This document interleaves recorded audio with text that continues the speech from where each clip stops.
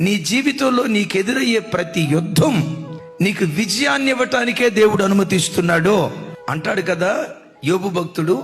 నరుల కాలము భూమి మీద యుద్ధ కాలం అంటే కాలం కాదా అంటాడు. దావీదుని హీరో చేసింది అతని మీదకి వచ్చిన పెద్ద శత్రువే. యోసేపును గొప్పవాడిగా నిలవబెట్టింది అతని మీదకి వచ్చిన శోధన పోతీఫర్ భార్యే. నేనంట నీ సాక్ష్యం ఎప్పుడు గొప్పగా ఉంటుందో తెలుసా? నీకెదురయ్యే సమస్య కూడా గొప్పగా ఉంటే ఆ గొప్ప శ్రమ నీకు గొప్ప సాక్ష్యాన్ని ఇవ్వటం ప్రారంభిస్తుంది. ఏ రోగం అనే శత్రువు నీ నేలుబడి చేస్తుందో, ఏ అసమాధానం అనే శత్రువు ఏలుబడి చేస్తుందో, ఏ ఆర్థిక ఇబ్బంది అనే శత్రువు నీ నేలుబడి చేస్తుందో, ఏ సాతాను పదే పదే నిన్ను తరుముతున్నాడో విశ్వసించు.